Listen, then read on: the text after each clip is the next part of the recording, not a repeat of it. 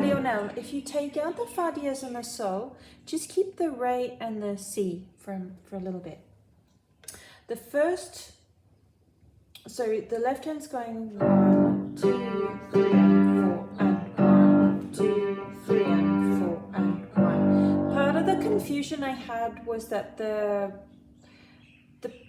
actual piece isn't written quite correctly.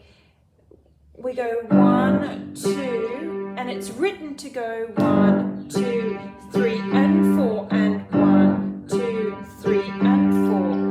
But in the video, that's not what he's doing. He's going 1, 2, 3, and 4, and 1, 2, 3, and 4, and, which makes this is only a double croche and not a croche that's written. Okay, so the first half of the bar, you have 1, 2, and over here you have three re and C's, and that's fairly easy to do. 1, 2, 3. That's pretty easy. You've got 1, 2. Okay, so just 1, 2, 3.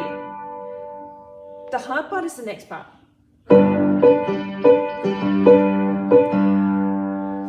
So 1, 2, 3.